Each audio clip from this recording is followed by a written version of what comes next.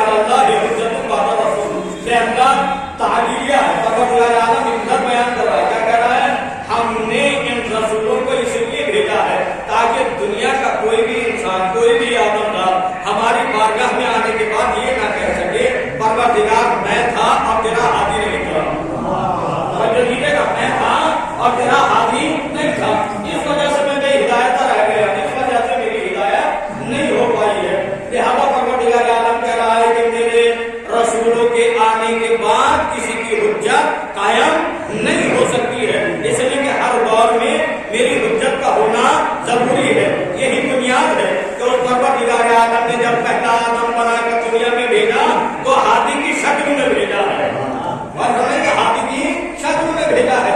اس کا مطلب یہ ہے کہ جب ابتدا ہادی سے ہے تو انتہا بھی ہادی پر ہوگی. اور فرمایا جب ابتدا ہادی سے ہے تو انتہا بھی ہادی پر ہوگی. لہذا پروردگار عالم آواز ہم نے مسلسل رسولوں کو بھیجا. یہ ہماری حجت ہے. حجت خواہ نبی کی صورت میں ہو, خواہ رسول کی صورت میں ہو, خواہ امام کی صورت میں ہو. نبی کسے کہا جاتا ہے؟ جو اخبار کو پہنچائے, خبروں کو پہنچائے, اسے کیا کہتے ہیں؟ نبی. رسول کسے کہتے ہیں؟ جو پیغاموں کو پہنچانے والا ہو, اسے کہا جاتا ہے رسول یعنی پیغمبر.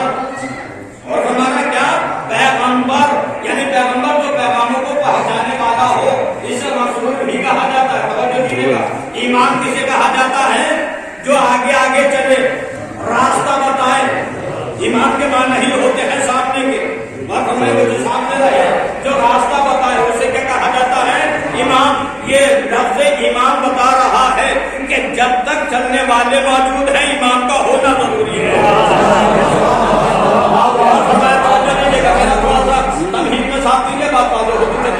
اور میں کسی نتیجے تک آپ کو لے کر جانا چاہتا ہوں آج کی اس مجلس میں. اور فرمائیے گا تو نبی خبروں کو پہنچانے والا, رسول پیغاموں کو پہنچانے والا, امام راستہ دکھانے والا. تو نبی کی ضرورت کب تک ہے؟ توجہ دیجیے گا. نبی کی ضرورت کب تک ہے؟ جب تک اخبار الہیہ موجود ہے. جب تک اخبار الہیہ موجود ہے نبی کی ضرورت ہے. رسول کی ضرورت کب تک ہے؟ کہا جب تک پیغام الہیہ موجود ہے, جب تک رسول کی ضرورت ہے. امام کی ضرورت کب تک ہے؟ کہا جب تک راستے پر چلنے والے موجود ہیں. توجہ دیجیے گا. اب قریش کا رہا ہوں اپنے جملے کی طرف. پروردگار عالم نے آواز دی ہم نے اپنے ہاتھیوں کو, اپنی حجتوں کو بھیجا. یا نبی کی شکل میں ہے, یا رسول کی شکل میں ہے, یا امام کی شکل میں ہے. نبی کی ضرورت جب تک ہے جب تک اخبار الہیہ موجود ہے. رسول کی ضرورت جب تک ہے جب تک پیغام الہیہ موجود ہے. لیکن اگر آخری پیغام الیوم اکملت لکم دینکم کی شکل میں آ جائے, اگر اس کی شکل میں آ جائے تو نہ نبی کی ضرورت ہے نہ رسول کی ضرورت ہے. اب کس کی ضرورت ہے؟ جو راستہ دکھائے. جو راستہ دکھائے اس کی ضرورت ہے. اسے کیا کہا جاتا ہے؟ امام کہا جاتا ہے. یہی بنیاد ہے غدیر خم کے میدان میں پروردگار عالم نے کہا یا ایھا الرسول بلغ, اے میرے حبیب اس حکم کو پہنچا دو جو ہم تم پر نازل کر چکے ہیں, اس لیے کہ اب تم ہماری طرف آنے والے ہو. لہذا معلوم یہ ہوا رسالت و نبوت کے بعد اگر ضرورت ہے تو امام کی ہے. وہ امام کون ہوگا؟ اور فرمائیے گا وہ امام کون ہوگا؟ وہ نبی سے افضل ہوگا, رسول سے افضل ہوگا. نہیں میری بات شاید واضح نہیں ہوئی, میرا جملہ واضح نہیں ہوا.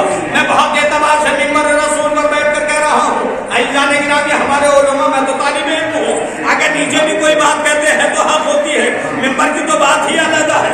اور فرمائیے گا مگر ممبر سے اعتماد کے ساتھ یہ فکرہ کہنا چاہتا ہوں نبوت سے بہتر امامت ہے, رسالت سے بہتر امامت ہے. اگر بہتر نہ ہوتی تو ابراہیم اتنے خوش نہ ہوتے.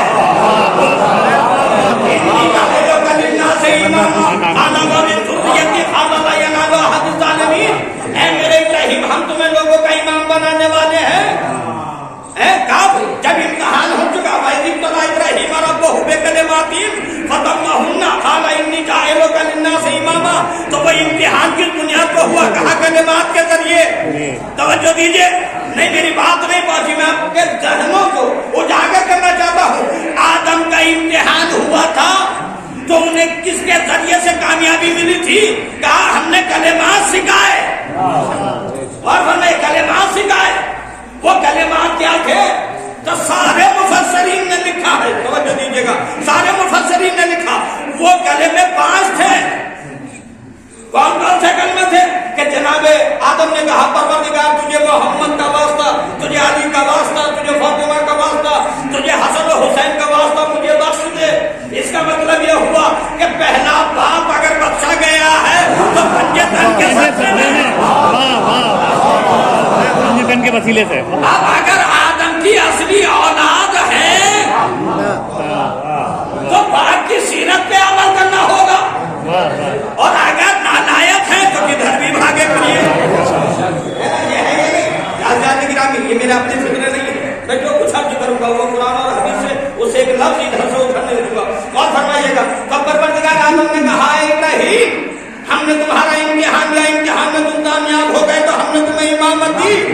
जब नबूवत मिली तो इब्राहिम खुश ना हुए, जब रिसालत मिली तो इब्राहिम खुश ना हुए, इमामत मिली तो दामन मुराद को फैला दिया। परवरदिगार मेरी ज़ुर्रियत में भी कोई इमाम होगा, कहा जो जालिम है वही शोहदे को तनावल नहीं कर सकता, उस तक ये होगा नहीं पहुंचेगा। यानी अल्लाह ने पहले ही बता दिया जालिम को ये होदा नहीं मिलेगा, जालिम को ये होदा नहीं मिलेगा, चाहे उसने अपनी जात पर जुल्म किया हो या किसी दूसरे पर जुल्म किया हो।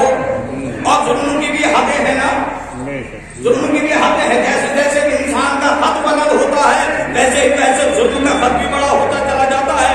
एक आम आदमी का कत्ल करना और है, एक किसी बड़े लिखे का कत्ल करना और है, उससे बढ़ जाइए तो एक मासूम का कत्ल सबसे बड़ा है। और फरमाइएगा तो जो इन जुल्मों में मुलविस हो जाए वो इमाम नहीं बन सकता। ये तो आपने अपने जहन की बात है कि किसी को भी मुल्ला बनाकर मिंबर पर बैठा और इमाम मान लीजिए, इंसान का अपना जहन है। लेकिन शरीयत ने क्या आवाज दी है, कहा जालिम इमाम नहीं हो सकता। किसने कहा, परवरदिगार आलम ने। तवज्जो दीजिएगा, अब इब्राहिम ने क्या दामन फैला कर कहा परवरदिगार मेरी औलाद में से क्या कोई इमाम होगा, कहा जो जालिम होगा वो नहीं होगा।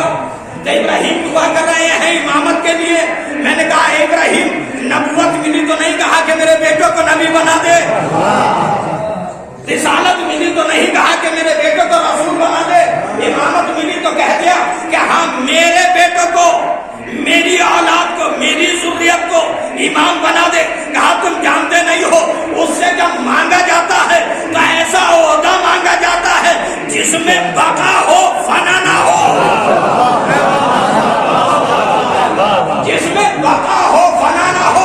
हमने कहा क्या मतलब, कहा नबूवत एक वक्त में खत्म हो जाएगी, रिसालत एक वक्त में खत्म हो जाएगी, इमामत ऐसा होता है जो क़यामत तक चलेगा।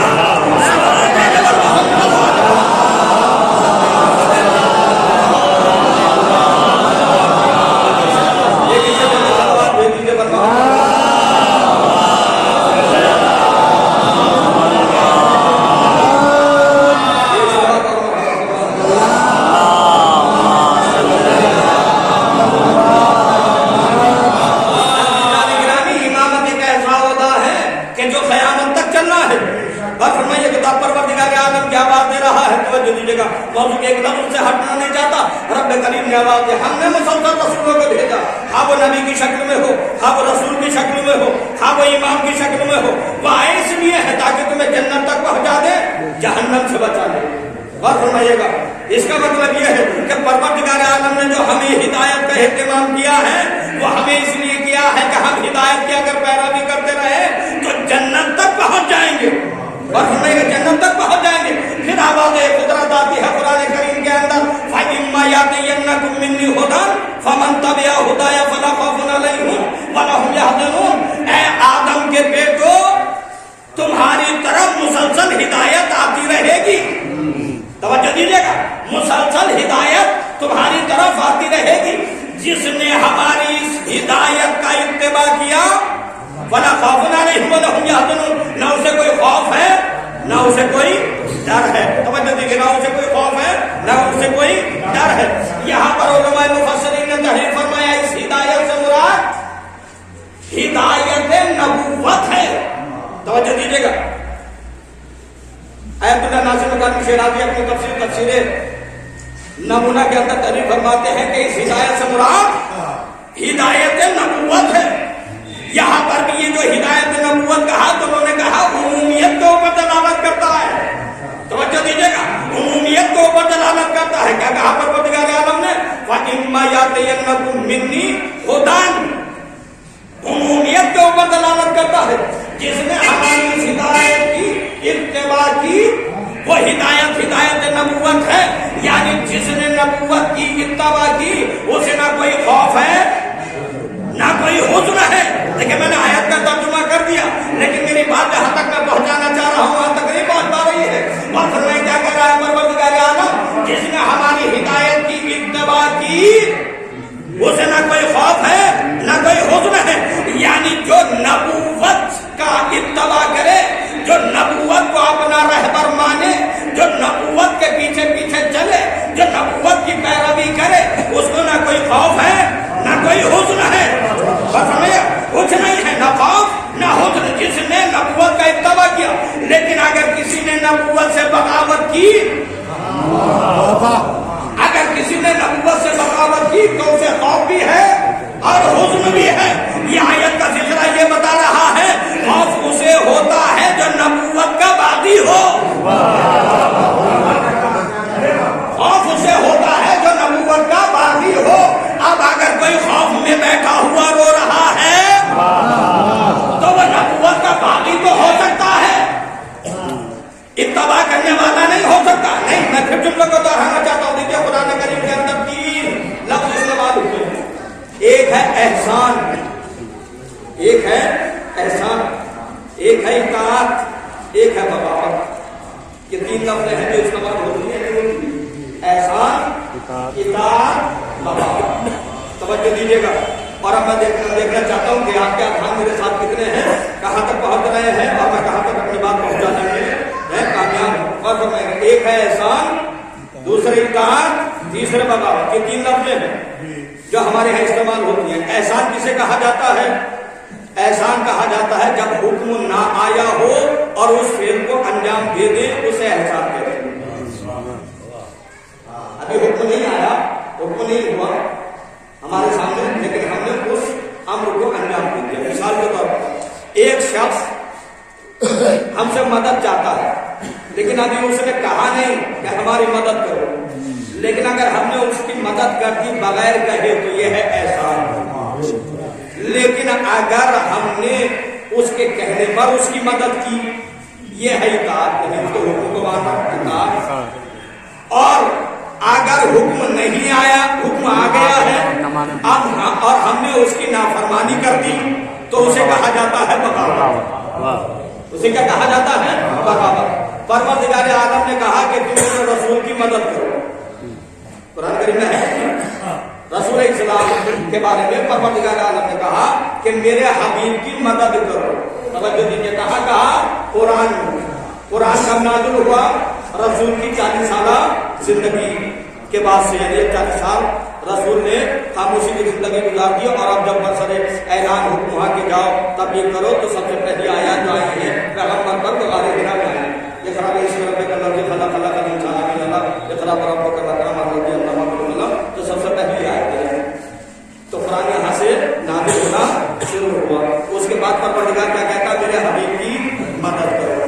توجہ دیجیے گا. میں دیکھنا چاہتا ہوں آپ کے ذہن میرے کتنے قریب ہیں، کتنا ساتھ دے رہے ہیں. توجہ دیجیے گا. احسان کسے کہا جاتا ہے؟ حکم آنے سے پہلے جو عمل کو انجام دے دے، وہ ہے محسن. وہ ہے محسن. جو حکم آنے کے بعد حکم کی پابندی کرے وہ ہے مطیع، اطاعت گزار. توجہ دیجیے گا. اور جو حکم آنے کے بعد انجام نہ دے وہ ہے باغی. اللہ نے کیا کہا؟ اللہ آواز دے رہا ہے میرے رسول کی مدد کرو. توجہ دیجیے گا. ابھی آپ نے حضرت ابو طالب المان سے قصیدہ سنا، میں فکرہ کہہ کر گزرنا چاہتا ہوں. پروردگار عالم نے کہا میرے حبیب کی مدد کرو. حکم آنے سے پہلے جس نے مدد کی، حکم آنے سے پہلے جس نے مدد کی اسے محسن کہا جاتا ہے. حکم آنے کے بعد جس نے مدد کی اسے مطیع کہا جاتا ہے. حکم آنے کے بعد جس نے نافرمانی کی اسے باغی کہا جاتا ہے. اسے باغی کہا جاتا ہے. تو عزیزان گرامی، یہ جو ہدایت ہے فَإِمَّا يَأْتِيَنَّكُم مِّنِّي هُدًى فَمَن تَبِعَ هُدَايَ فَلَا خَوْفٌ عَلَيْهِمْ وَلَا هُمْ يَحْزَنُونَ. تمہاری طرف ہے آدم کے بیٹوں مسلسل ہدایت آتی رہے گی. جو اس ہدایت کا اتباع کرے اسے نہ خوف ہے نہ اسے کوئی حزن ہے. توجہ دیجیے گا. یہ ہدایت کا موضوع اتنا طویل ہے، اتنا طویل ہے. اگر آپ اسے پھیلاؤ تو کب سے کتابیں لکھی جا رہی ہیں ہدایت کے موضوع سے. اگر سب کو جمع کر دیا جائے تو یہ امام بارگاہ پر ہو جائے گا کہ اس کے بعد بھی کتابیں باقی ہو جائیں گی. اتنی ہدایت کے موضوع سے کتابیں لکھی جا چکی ہیں اور ہدایت کا موضوع اتنا بیان ہو چکا ہے. لیکن اگر اسے سمیٹا جائے، لیکن صاحبان علم و فہم تشریف فرمائے، اگر میں اسے سمیٹوں تو صرف 2 فکروں میں سمیٹ سکتا ہوں. اگر اسے سمیٹنا چاہوں تو صرف 2 فکرے.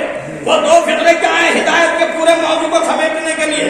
کہا وہ 2 فکرے یہ ہیں کہ جسے خدا منوائے اسے مان لو اور جو خدا کروائے اسے انجام دے دو. دیجیے گا ہدایت کے پورے موضوع کو اگر سمجھنا جائے تو 2 فکروں میں جو خدا منوائے اسے مان لو, جسے خدا کروائے اسے انجام دے دو, اس فعل کو انجام دو. اب عزیزان گرامی جسے منوائے, توجہ دیجیے گا, جسے منوائے اسے کہا جاتا ہے ایمان, اسے کہا جاتا ہے ایمان, اور جو کروائے اسے کہا جاتا ہے عمل صالح. اسے کیا کہا جاتا ہے؟ عمل صالح. تو ایمان کو کہا ایمان کسے کہا جاتا ہے؟ جو خدا منوائے. عمل صالح کسے کہا جاتا ہے؟ جسے خدا کروائے. تو ایمان اور عمل صالح ان دونوں کو ملا دو. توجہ دیجیے گا, نہیں میں جلدی جملے کو کہنا چاہتا ہوں, بات فرمائے گا تھوڑا سا رکو. ایمان کو کہتے ہیں اصول دین. توجہ دیجیے گا میرے چھوٹے بھائی کو, میرے ساتھ رہے. ایمان کو کہا جاتا ہے اصول دین, عمل صالح کو کہا جاتا ہے فروع دین. اب اصول دین اور فروع دین کو اگر ملا دیا جائے تو بنتا ہے کل دین. کیا بنتا ہے؟ کل دین. تو کل دین کیا ہے یہ میں تو نہیں جانتا, لیکن خواجہ اجمیری نے بیٹھنے کے بعد آواز دی, شاہست حسین بادشاہ حسین, ریاست حسین دی پناہ حسین. یعنی خواجہ اجمیری نے کہا دین نام ہے حسین کا, دین نام ہے حسین کا. تو اس کا مطلب یہ ہوا حسین کو کہا جاتا ہے دین, حسین کو کہا جاتا ہے دین. اس کا مطلب یہ ہوا جس نے حسین کو نہیں مانا وہ کیا ہوا بے دین. اب دیکھیں بعد میں بات نکلتے ہیں, ہمارے اعتراض سے اعتراض چلائے جاتے ہیں. تو پھر مجھے ایک لفظ اور ایک جملہ یاد آتا ہے, حدیث یاد آ رہی ہے کہ پیغمبر نے فرمایا اپنے علی امیر المومنین کے لیے, اپنے وسیع جانشین کے لیے کیا فرمایا؟ جب خندق میں میدان کی طرف جا رہے تھے تو آواز دی میرے رسول نے کہ کل ایمان کل کفر کا مقابلے میں جا رہا ہے, کل ایمان کل کفر کے مقابلے میں جا رہا ہے. تو پیغمبر نے سند دی کہ میرا علی ہے کل ایمان اور میرا حسین ہے کل دین. اب ایک فقرہ کہنے کی اگر اجازت ہو تو میں کہہ سکتا ہوں کہ جس نے باپ کو چھوڑا وہ بے ایمان ہو گیا, جس نے بیٹے کو چھوڑا وہ بے دین ہو گیا.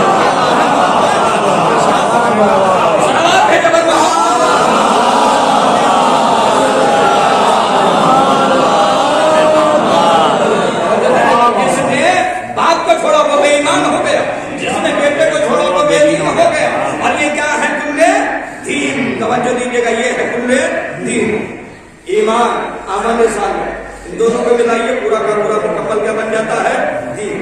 اچھا یہاں پر پھر ایک سوال میں آپ کی خدمت میں آگے میں متوجہ کر کے ان بچوں کو سمجھانے کے لیے مجلس کا آخری مقصد تو یہ ہے کہ بچوں تک کچھ میسج پہنچے بہتر جانتے ہیں دین کیا ہے. ہمارے چھوٹے بھائی ہم سے سوال کرتے ہیں کہ مولانا یہ بتائیے جو عالم ممبر پر بیٹھتا ہے وہ دین کی بات کرتا ہے, یہ دین کیا ہے؟ دیندار ہو, دیندار کرو, دیندار کرو, دیندار کام کرنا ہے. دیندار کیا ضرورت ہے دیندار کرنے کی؟ توجہ دیجیے, دیندار کرنے کی ضرورت کیا ہے؟ کیوں ہم ان سے کہا جاتا ہے بار بار سے دیندار بنیے, دیندار بنیے؟ عزیزان گرامی اس لیے کہا جاتا ہے کہ اگر انسان دیندار نہیں بنے گا تو فساد ہی فساد ہوگا. اگر دیندار نہیں بنے گا کیا ہوگا؟ فساد ہی فساد ہوگا. دیندار ہونے کی ضرورت کیوں ہے؟ توجہ دیجیے گا, دیندار ہونے کی ضرورت کیوں ہے؟ ایک مثال کے ذریعے بات کرو تاکہ بات بات ہو جائے. ہم میں سے جتنے بھی بیٹھے ہوئے ہیں یا میں آپ کو تنہائی میں رہنا پسند نہیں ہے. اگر ہم سے کہا جائے کہ تنہا رہیے تو شاید کوئی بھی انسان تنہا نہیں ہے. میں آپ کی بستی میں آیا, اگر مجھ سے کوئی سلام کلام نہ کرے, میں سلام کروں تو بتا دوں سب سے بڑی مصیبت ہے انسان کے لیے. میں اس بستی میں ہوں اور رہتا ہوں, کوئی مجھ سے کلام نہیں کرتا, مجھ سے بات نہیں کرتا, مجھے رسید دے دے. تو بتائیے کہ بستی کے اندر کتنے دن ہوگا؟ 1 دن 2 دن, تیسرے دن اپنا مسئلہ سمجھ میں چلا جائے گا. کام میں یہاں کے لوگ بات ہی نہیں کرتے, مجھے پورا لہرا کر دیا ہے, تنہا کر دیا ہے, تو پھر اس بستی میں رہنے کا فائدہ کیا ہے؟ تو مجھے سیکھے گا. اب آگے بھی یہ بات ہے آپ کو کرنا میں چھوڑا ہوں, اگر آپ دوسروں کو توجہ دے ہوں گے تو میں کتنی دیر پہلے تو نہیں ہے. تو ظاہر کے بار بار کہتا ہے کہ متوجہ رہیں گے, تو اسی لیے کہتا ہے کہ آپ متوجہ رہیں گے تو جو پڑھ رہا ہے وہ سمجھیے گا. کہ یہ تب ہوتا ہے جب ایک دوسرے سے بات چیت ہوتی رہے.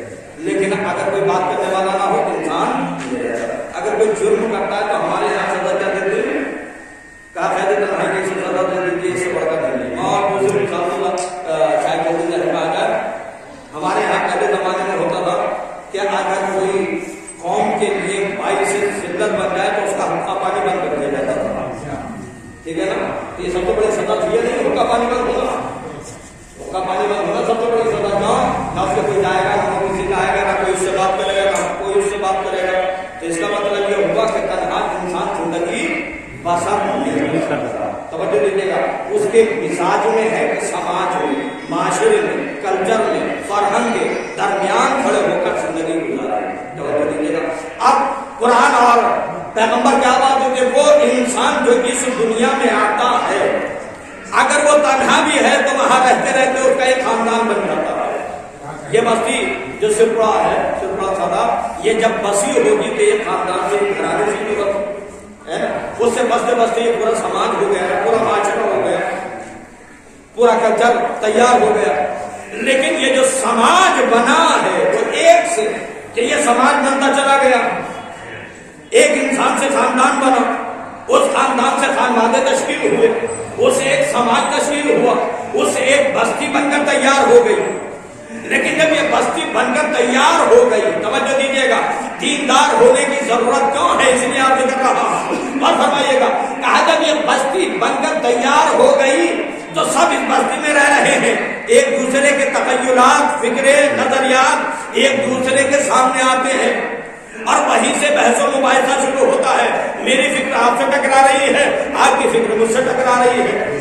اکثر بیشتر ہمارے یہاں ہوتا ہے مجلس اس وقت نہیں، اس وقت ہونا چاہیے، نماز اس وقت نہیں، اس وقت ہونا چاہیے، اذان اس وقت نہیں، اس وقت ہونا چاہیے، یہاں پر یہ کام اس وقت نہیں، اس وقت ہونا چاہیے.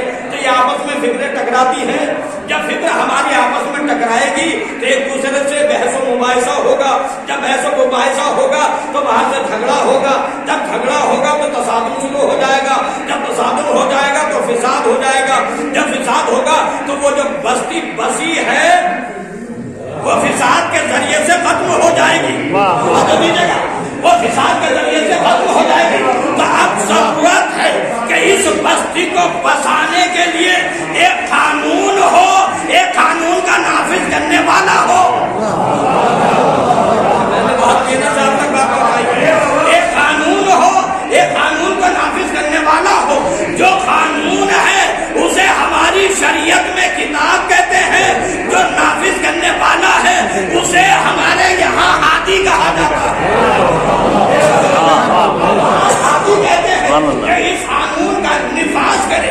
اب یہ قانون جو پہنچا ہے وہ نبوت سے رسالت تک، لیکن اس کا محافظ اور نفاذ کرنے والے کو امام کہا جاتا ہے. امام کہا جاتا ہے. اب میں دنیا اسلام سے ایک سوال کرنا چاہتا ہوں، اگر قانون الہی ہے تو اس کے نفاذ کے لیے ایک امام کی ضرورت ہے یا نہیں ہے؟ توجہ دیجیے گا. اگر امام کی ضرورت ہے تو دنیا مجھے بتائے کہ تمہارے پاس کون سا امام ہے. اگر نہ بتا سکو تو ہمارے پاس آؤ. ہمارا آج بھی امام پتہ غیب میں ہے اور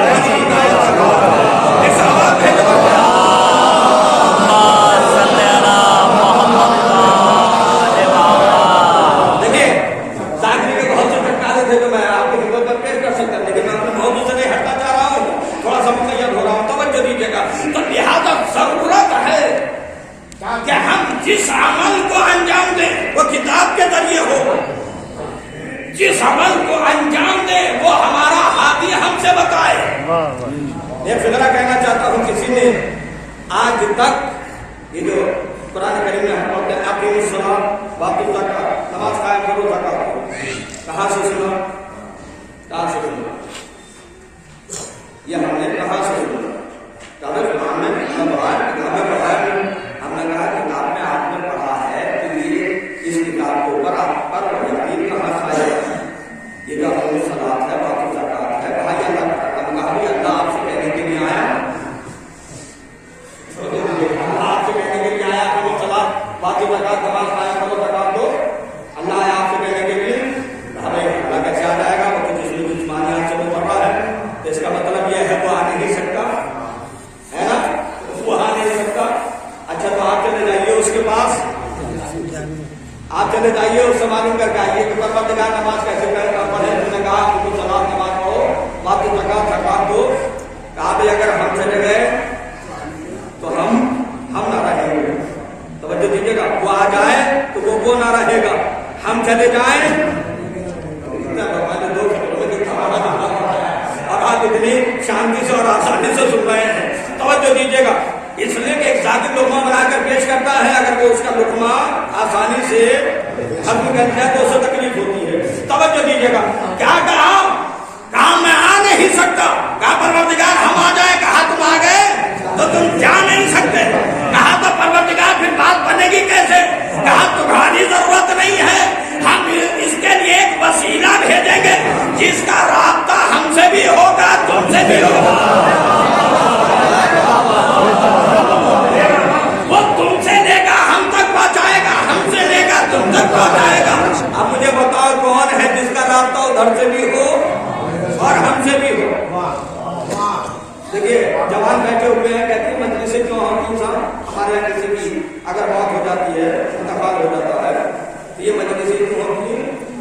ہم نے کہا کہ بھیا ہم مرحوم تک سارے ثواب پہنچانا چاہتے ہیں, اور جب مرحوم تک سارے ثواب پہنچانا چاہتے ہیں تو ایسا وسیلہ ہو جو اس ثواب کو وہاں تک پہنچا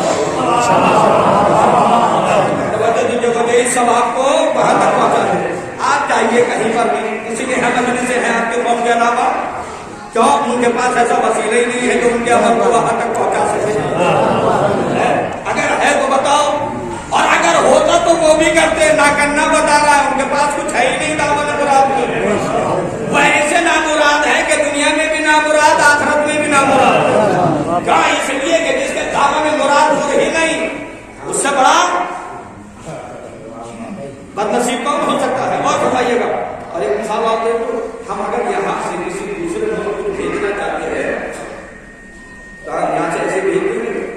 آپ جانا چاہتے ہیں یا مال بھیجنا چاہتے ہیں تو کیسے بھیجیں گے, کہا بھائی اس ملک کی ایمبیسی ہمارے ملک میں ہے, ایمبیسی ہمارے ملک میں ہے, پہلے اس ایمبیسی سے رابطہ کرو, اس میں جاؤ, اور جانے کے بعد ان سے کہو کہ مجھے اپنا مال وہاں بھیجنا ہے, اس لیے کہ وہ ایمبیسی اسی ملک کی ہے, لہذا جب وہ مہر لگا دے گی تب آپ کو ڈھونڈنے کی ضرورت ہے کہ آپ ان کے حوالے کر کے وہ خود پہنچا دیں گے.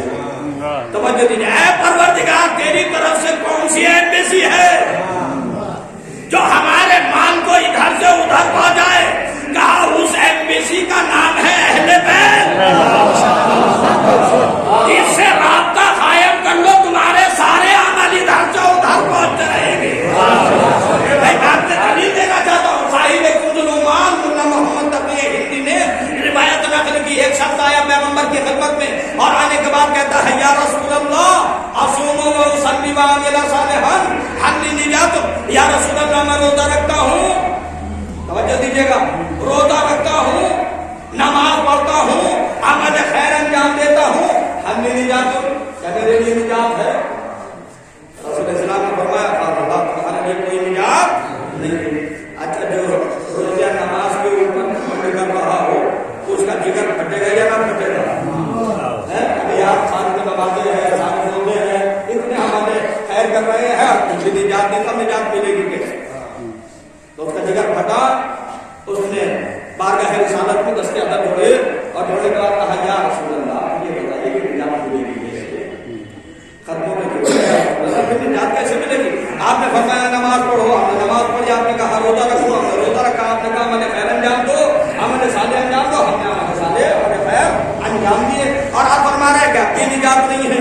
تو پیغمبر نے ایمبیسی کا پتہ بتایا, مگر ایک دم سے سمجھو دیجیے گا, ایک دم سے پیغمبر فرماتے ہیں, لو صلیت الفم, اگر تم ہزار سال, ہزار برس نمازیں پڑھتے رہو, وہ سلطان فن, اگر 1000 برس روزے رکھتے رہو, وہ حججدان فن, ہزار حج انجام دیتے رہو, 1000 برس, وہ غزیت ما کل نبی الفا, ہر نبی کے ساتھ 1000 جنگیں کرتے رہو, وہ قرات التوراۃ والزبور والانجیل والقرآن کل یوم, اور اگر ہر وقت آ رہے تو زبور و انجیل و قرآن کی تلاوت کرتے رہو 1000 مرتبہ, لا یمنع بها محاسن, تو تم تک کوئی اچھائی نہیں پہنچ سکتی الا حب علی ابن ابی طالب.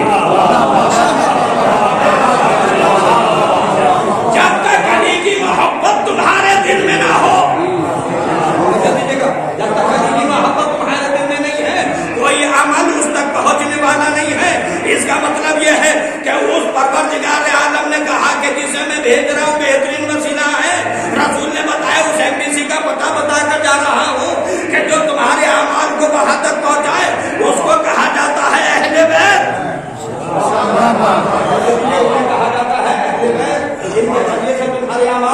ادھر تک پہنچتے ہیں. لہذا ضرورت یہ ہے کہ ہم بہترین اعمال انجام دیں.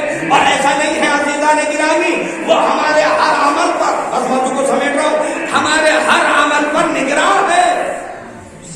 ہمارے ہر عمل پر نگراں، ہمارے ہر بات کو وہ جانتے ہیں، ہمارے ہر عمل کو جانتے ہیں. آج گھر میں ہو تب بھی، باہر ہو تب بھی، مجلس میں بیٹھے ہیں تب بھی، مسجد میں ہے تب بھی، بازار میں ہے تب بھی، ہمارے ہر عمل کو وہ جانتے ہیں. میں اپنی طرف سے نہیں کہہ رہا، قرآن آواز دے رہا ہے سورہ توبہ میں وَقُلِ اعْمَلُوا فَسَيَرَى عَمَلَكُمْ وَرَسُولُهُ وَالْمُؤْمِنُونَ. میرے حبیب نے کہہ دیجیے کہ ان کے ہر عمل کو اللہ بھی دیکھ رہا ہے، رسول بھی دیکھ رہے ہیں، مومنون بھی دیکھ رہے ہیں. وہ مومنون کون ہے؟ توجہ دیجیے گا. اللہ بھی دیکھ رہا ہے، رسول بھی دیکھ رہا ہے، مومنون بھی. اب مومن کوئی ایرا غیرا نہ تو غیرا نہیں ہے. مومنون وہ ہے جسے رسول مومنون کہتے ہیں. توجہ دیجیے گا، جسے رسول مومن کہتے ہیں. اور اب حدیث اسی کا فقرہ ہے کہ ہمارے چھٹے امام نے فرمایا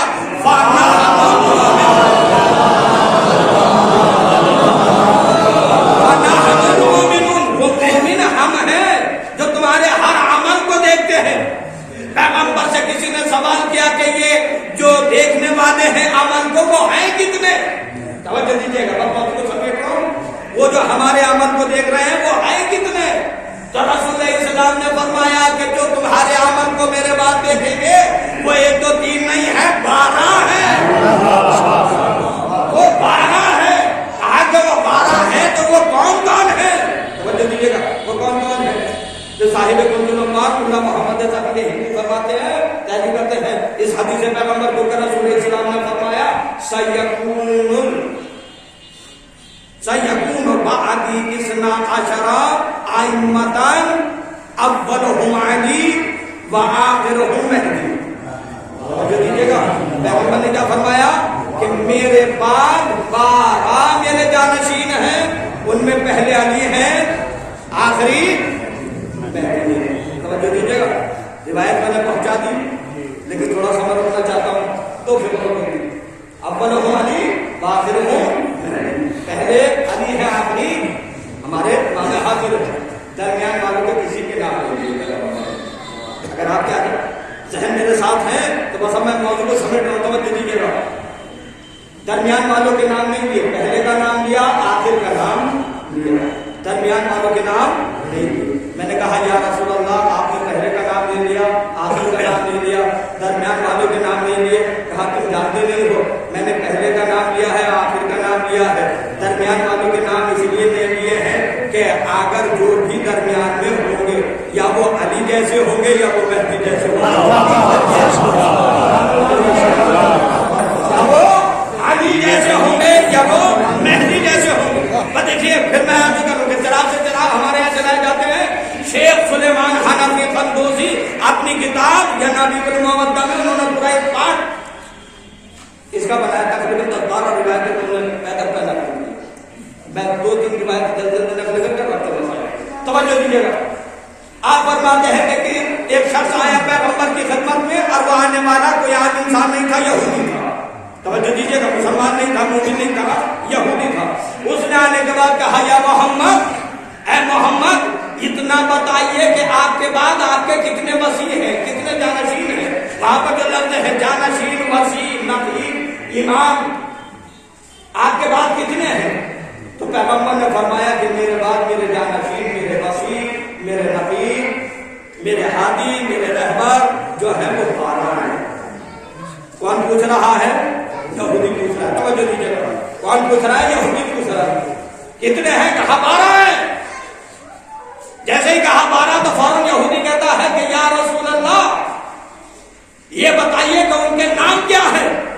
تو رسول اسلام نے فرمایا علی، حسن، حسین، علی، محمد، جعفر، موسیٰ، علی، محمد، علی، حسن، محمد.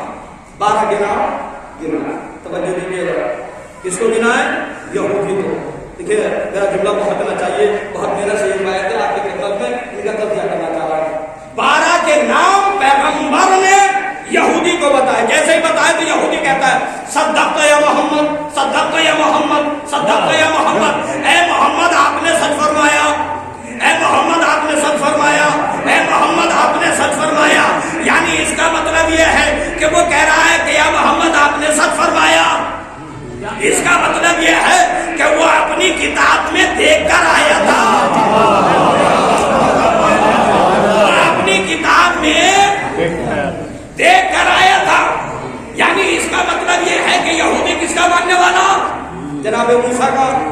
موسیٰ کو پروردگار عالم نے کون سی کتاب دی؟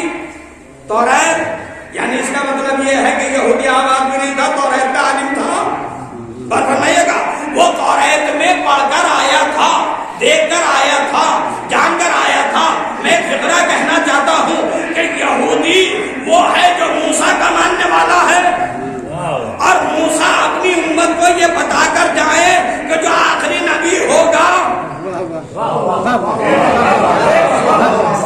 جو آخری نبی ہوگا اس کے 12 وصی ہوں گے. یعنی موسیٰ اپنی امت کو بتا کر جائیں اور محمد مصطفیٰ اپنی امت کو بتا کر جائیں. محمد مصطفیٰ اپنی امت کو بتا کر جائیں کہ کتنے ہیں. آپ اگر جوڑیں تو خلفائے راشدین کتنے ہیں؟ دیکھیے کچھ ہم بات ایسی ہوتی ہے انسان کہتے کہ میں کدھر جا رہا ہے، لیکن آپ ان کو بیان کرنا چاہیے تاکہ جوانوں کے ذہن میں بات آئے. خلفائے راشدین 4، خلفائے بنی امیہ 28، خلفائے بنی عباس 37، داجان مطلق 49. یہ 12 کا عدد ہے. اب آپ جا کر دیکھیے یہ جتنے عدد میں نے گنائے ہیں اسی عدد سے ہے. خلفائے راشدین 4 ہے، خلفائے بنی عباس بنی امیہ 28 ہے، خلفائے بنی عباس 37 ہے، داجان مطلق 49 ہے. 12 کا لفظ ہے کہیں. ارے کلمہ پڑھنے والے کم سے کم رسول کی سچائی کو ثابت کرنے کے لیے 12 کی مان لیتے ہیں. انسان کسی سے محبت کرتا ہے نا تو محبت کا تقاضا کیا ہوتا ہے کہ وہ جو کہتے ہیں ہم وہی کہتے ہیں، ہم وہی کہتے ہیں. ہمارا چاہنے والا جھوٹ نہیں بول سکتا. تو جب چاہنے والے کے لیے ہم لڑ جاتے ہیں تو وہ پیغمبر جن کے نام پہ جی رہے ہیں تو پیارے نبی کو کہہ رہے ہیں ماننے کے لیے تیار نہیں ہے کہ وہ 12 کا عدد چھوڑ دے رہے ہیں. بات فرمائیے گا تو وہ 12 کا عدد انہوں نے چھوڑا ہے. وہ 12 کون ہے؟ جن کے نام پھر سن لیجیے. پھر اب وہ ہمارا نام ہے تاریخ کے اندر، یہ بھی یہودی ہے. اور یہ آیا خدمت پیغمبر میں آنے کے بعد کہتا ہے یا رسول اللہ یہ بتائیے کہ آپ کے کتنے جانشین ہیں، وصی ہیں، کتنے آپ کے بعد آپ کے جانشین ہیں؟ رسول اسلام نے فرمایا 12. کام کے نام بتاؤ. توجہ دیجیے گا، ان کے نام بتاؤ.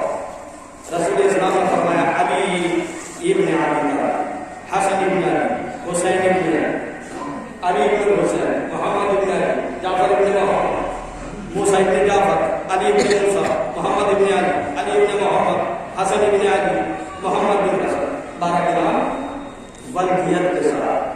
روایتیں پڑھتی ہیں نا، اگر ٹھہر کے پڑھیں تو لطف آ جاتا ہے. کیا کہا پیغمبر نے؟ ولدیت کے ساتھ، ولدیت کے ساتھ.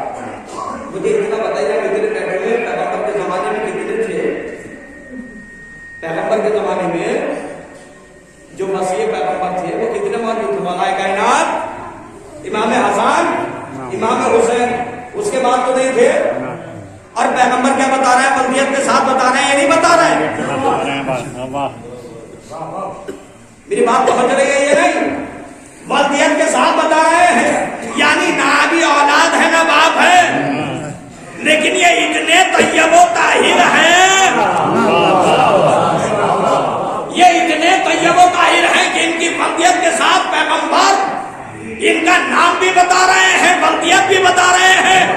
ایک فقرہ کہنا چاہتا ہوں اگر پہنچ جائے توجہ دیجیے گا. اب مجھے اتنا بتائیے جن کی ولدیتیں مشکوک ہوں گی وہ اس روایت سے دشمنی کریں گے یا نہیں کریں گے؟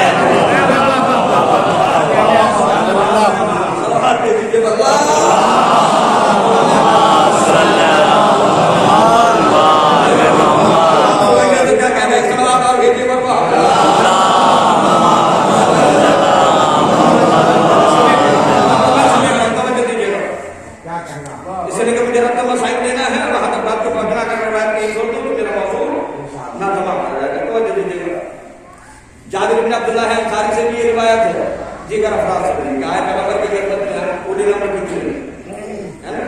اولی نمبر کہا 12. کون کون؟ کہا علی امیر المومنین، حسن مشتبہ، حسین شہید کربلا. توجہ دیجیے گا، سب کے القاب کے ساتھ نام بتایا. علی زین العابدین، محمد باقر، جعفر صادق، موسیٰ قاسم، علی رضا، محمد تقی، حسن حسن، محمد سب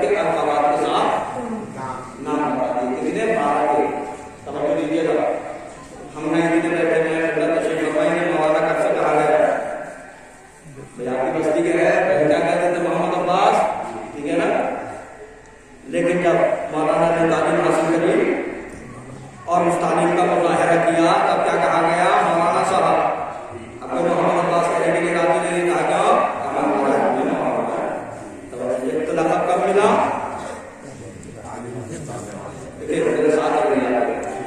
لقب کب ملا؟ جب تعلیم حاصل کر لی اور اس تعلیم کا مظاہرہ کیا تو لوگوں نے دیکھا تو کہا کہ مولانا ہے، کوئی ڈاکٹر ہے، تو کیا پیدا ہوتے ہی ڈاکٹر ہے؟ جب وہ پڑھتا ہے اور ڈاکٹری کرنے لگتا تو لوگ اسے ڈاکٹر صاحب کہتے ہیں۔ کوئی انجینئر پیدا ہوتے ہی ہوتا ہے؟ نہیں۔ جب وہ تعلیم حاصل کر لیتا ہے اور وہ فیض کو انجام دینے لگتا ہے تو اسے لوگ انجینئر صاحب کہتے ہیں۔ توجہ دیجیے گا، یعنی اس کا مطلب یہ ہے لقب جب ملتا ہے کہ پہلے انسان تعلیم حاصل کرتا ہے، پھر اس تعلیم کا مظاہرہ کرتا ہے، پھر اسے لقب دیا جاتا ہے۔ لقب جب دیا جاتا ہے جب تعلیم کا مظاہرہ کرے۔ توجہ دیجیے گا، کتنے بڑے مستحیل عالم دین اس کی مثال ہے، جب تک وہ اپنے علم کا کوئی بھی ہو دنیا کے اندر، جب تک وہ اپنے علم کا مظاہرہ نہیں کرتا اس کو لقب نہیں ملتا۔ میں نے ابھی عرض کیا، توجہ دیجیے گا، پیغمبر کے زمانے میں کتنے تھے؟ مولا کائنات امام حسن امام حسین، بقیہ تو نہیں تھے یا تھے؟ بقیہ نہیں تھے، دنیا میں موجود نہیں تھے۔ مجھے بتائیے کہ فائدہ کلیہ یہ ہے کہ آئے اپنے علم کا مظاہرہ کرے اور اس کے بعد اس کو لقب دیا جاتا ہے، لیکن یہ اتنے صاحب عمل ہے، یہ ایسے عالم ہیں، یہ ایسے طیب ہیں، یہ ایسے طاہر ہیں، دنیا میں آئے نہیں ہیں، لقب پہلے دیا جا رہا ہے۔ یہ دنیا میں آئے نہیں ہیں، لقب پہلے دیا جا رہا ہے۔ اس کا مطلب یہ ہے یہ اپنے عمل پر، اپنے کردار پر پہلے ہی محسوس کرا چکے ہیں۔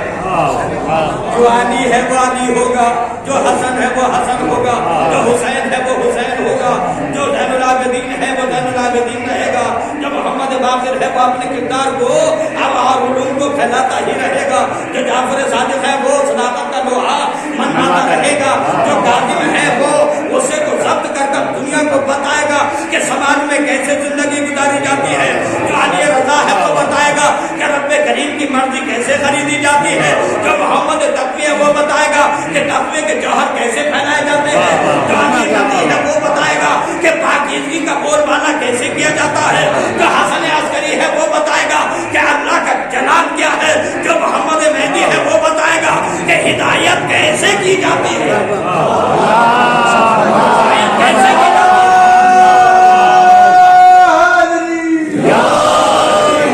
اس لیے یہ کائنات کی افضل ترین شخصیتیں ہیں اور جو اس انداز پر ہو اس کے پروردگار عالم اس کی حمد و ثنا کرتے ہوئے یہی آواز دیتا ہے، انما یرید اللہ لیذھب عنکم الرجس اہل البیت ویطہرکم تطہیرا۔ یہ سب طیب ہیں، یہ سب طاہر ہیں، ان کے دامن کردار پر ترک اولیٰ کا بھی دھبا نہیں ہے۔ اس لیے یہ آیت تطہیر کے مزاج ہے، یہ اتنے بلند ہیں جب ہم انہیں دنیا میں بھیجتے ہیں تو اپنے گھر میں، جب اٹھاتے ہیں تو اپنے گھر سے، اور جب یہ کتاب دنیا کے سامنے پیش ہو جاتا ہے تو پھر ایسا ہاتھ جاتے ہوئے آواز دیتا ہے، فوج تو برب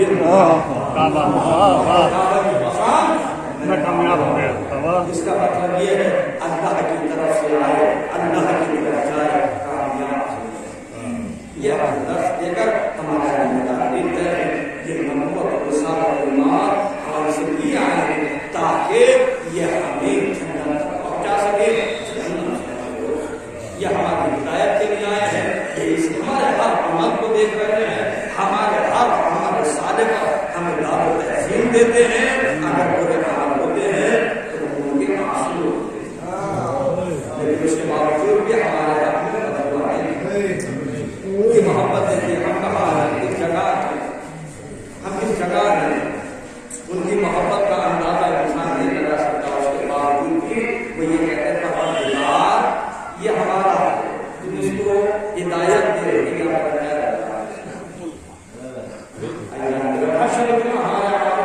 ہمارے رب کی بات، حشر جمعہ ہمارے امام کی بات، اور روایت میں فکر یہ ہے کہ پہلے امام کی خدمت میں جب پہلے امام اس کو ٹھیک لگا دیں ٹھیک تو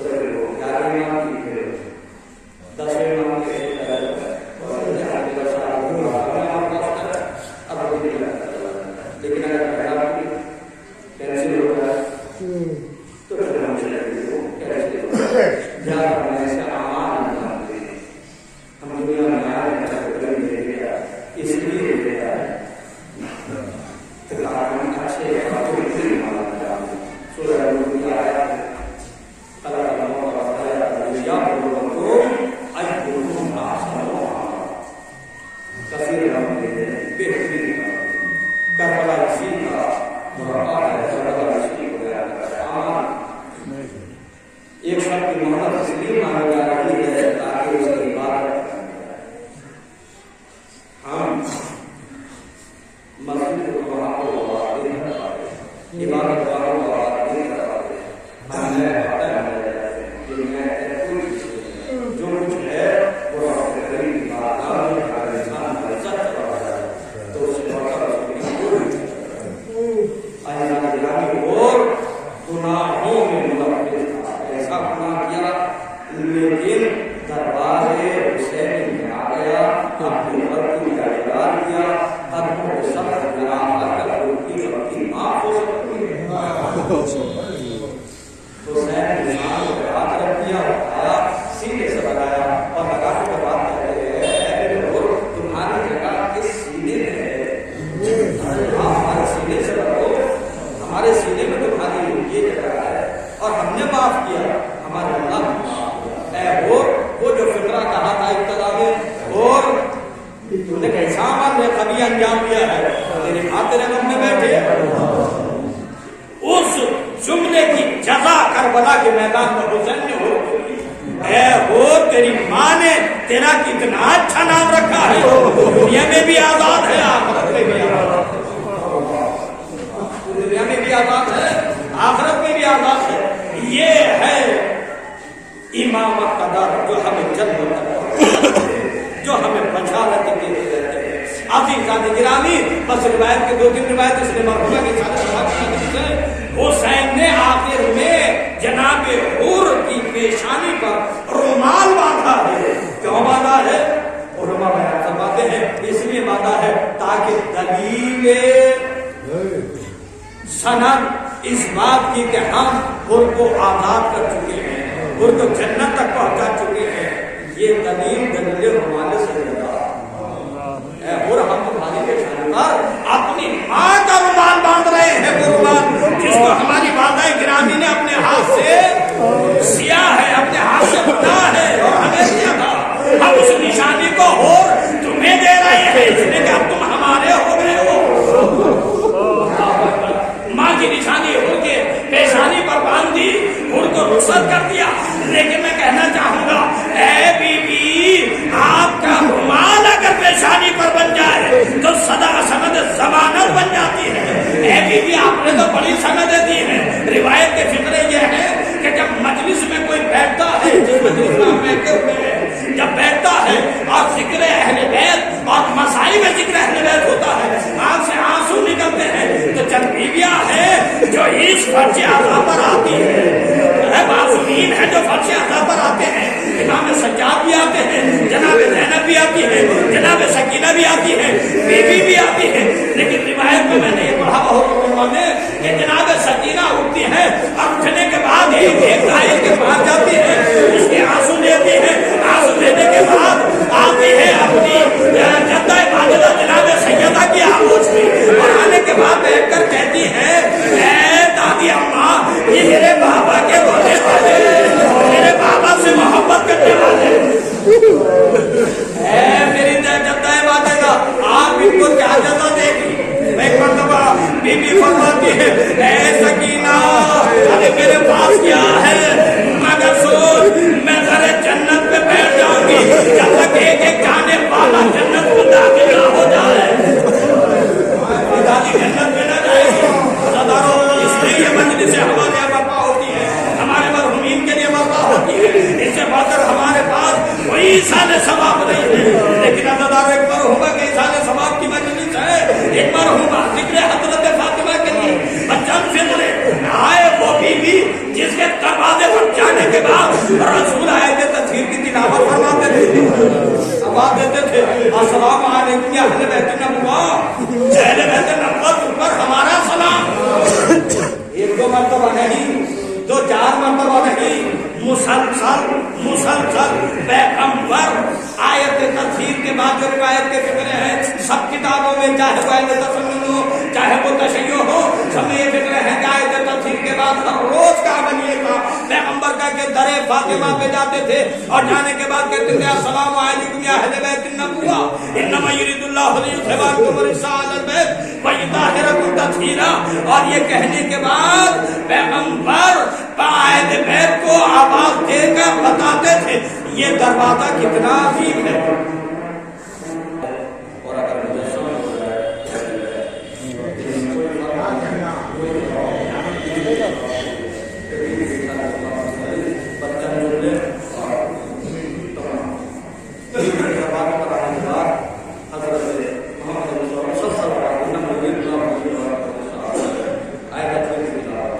उसी के साथ साथ अस्सलामु अलैकुम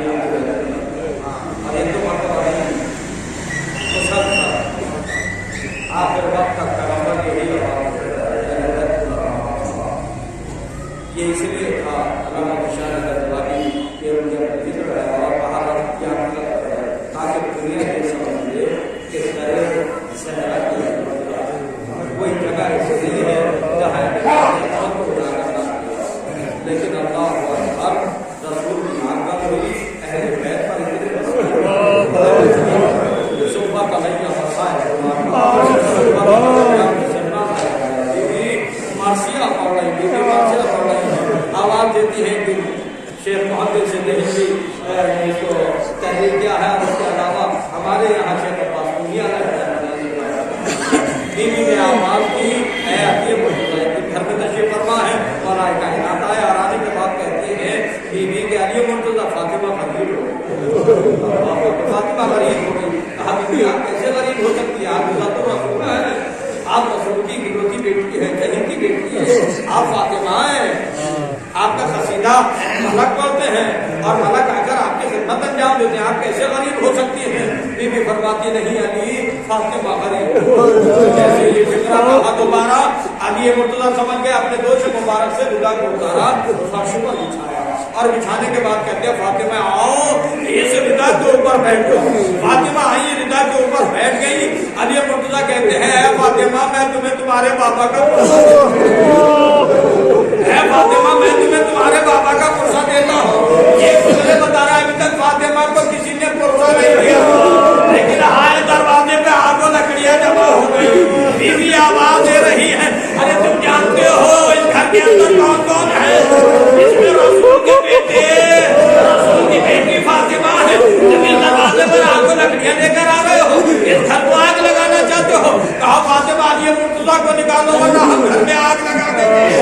जैसे ही ये कहा बीबी ने कहा कि मैं अली मुर्तजा को घर से बाहर नहीं निकाल सकती, मैं तुम्हारे हवाले अली मुर्तजा को नहीं कर सकती।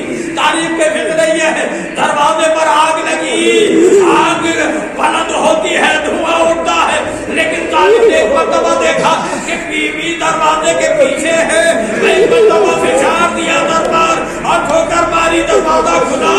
तारीफ जानता था कि बीवी दरो दीवार के दरमियान में है, लेकिन इतना सख्त फिशार दिया कि बीवी की जबान से फितरा निकला ए आसमान अरे मेरा दोस्त शहीद हो गया, ए फितरा हमारी खबर लो। आसमान फितरा दौड़ी, बीवी गज खाकर गिरी। जब मसीह वाक़ा हुआ तो रिवायत बताती है बीवी ने कहा ए फितरा ये बताओ अली मुर्तजा कहाँ है, अली मुर्तजा कहाँ है। जैसे ये फितरा कहा सीधा कहती है कि तालिब उन्हें घर से बाहर ले गए, गले में रेस वाले जुल्म है, गली गली में कशा कशा फिराया जा रहा है। एक मरतबा फातिमा कहती है फिजा सलमान से जाकर कहो या अली मुर्तजा को छोड़ दे वरना मैं सर के बाहर हिला करूंगी। ये फितरा कहना था। अरे मस्जिद नबवी की दीवारें बुलंद हो गई, आवाज अली मुर्तजा ने सलमान फातिमा से कहता बंदुआ के लिए हाथ लगाओ, अपने सर को मरहना ना करे वरना इनके बाबा की उम्मत में से कोई बात ही ना रहेगा। और उसके बाद जालिमों ने अली मुर्तजा को छोड़ा, लेकिन रिवायत बताती है कि अली मुर्तजा जब घर में आते हैं बीवी आगे बढ़ी अली तुम्हारा क्या हाल है, लेकिन अली बयान करता है अली की आंखों से आंसू मैं कहूँगा बीवी بھی موجود ہے، آپ بھی موجود ہیں، ایک دوسرے کو تسلی دینے کے لیے. لیکن ہائے کربلا کا میدان، سکینہ کو کوئی تسلی دینے والا نہیں. رخساروں پر تماچے، کچھ بتا دیا گیا. سکینہ بیٹھ کر رہی ہے، اے میرے بابا، اے میرے چچا، مجھے آ کر بچا.